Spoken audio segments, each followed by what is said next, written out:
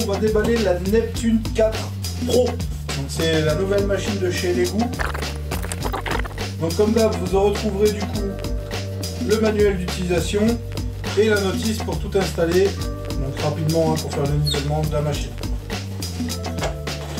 Ensuite on va voir tout le kit d'accessoires, le support pour l'écran, la prise, le traditionnel porte-bobine, très pratique parce qu'on peut le mettre dans les deux sens. Le nouveau module qui vient avec, donc du coup le module de refroidissement de la tête, où on va avoir vraiment un large refroidissement avec 4 ventilateurs à l'arrière.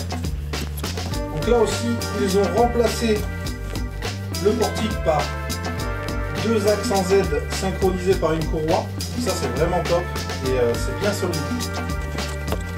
La nouvelle tête, alors celle-là il me tarde de l'entendre. Toujours le traditionnel écran tactile. Et la bête.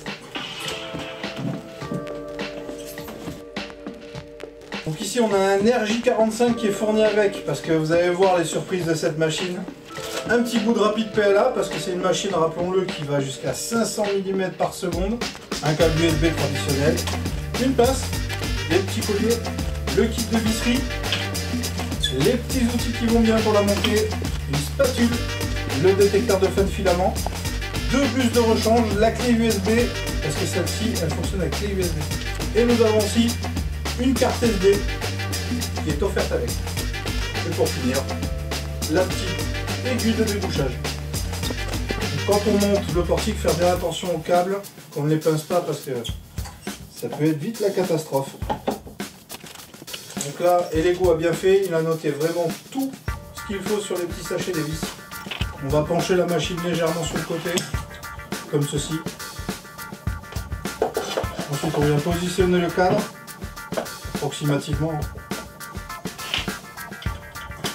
On va glisser la première vis dedans.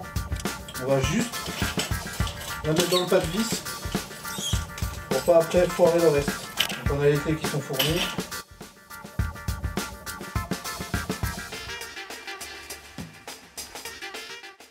Du coup, on va monter la tête maintenant, donc qui est bien emballée encore.